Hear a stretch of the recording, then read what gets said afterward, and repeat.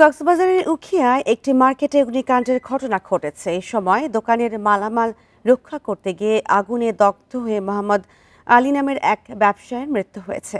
আহত হয়েছে দমকল কর্মী সহ অন্তত ৫ জন।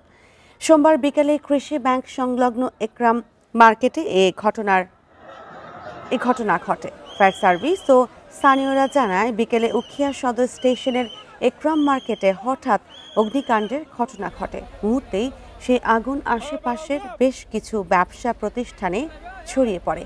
খবর পেয়ে প্রথমে ফায়ার সার্ভিসের 2টি ইউনিট ঘটনাস্থলে গিয়ে আগুন নিয়ন্ত্রণের কাজ শুরু করে। পরে রোহিঙ্গা ক্যাম্পে নিয়োজিত 2টি ও কক্সবাজার স্টেশন থেকে একটি ইউনিট আগুন নিয়ন্ত্রণে যোগ দেয়। পরে 5টি ইউনিটের 1.5 ঘন্টার চেষ্টায় আগুন নিয়ন্ত্রণে আসে। এই সময় দোকানের মালামাল রক্ষা করতে গিয়ে মোহাম্মদ আলী নামের এক ব্যবসায়ীর মৃত্যু হয়। আহত হয় অন্তত 5 জন। পরে আহতদের উদ্ধার করে হাসপাতালে ভর্তি করা হয়েছে। আগুনের সূত্রপাত ও ক্ষয়ক্ষতির পরিমাণ তাৎক্ষণিক জানা যায়নি।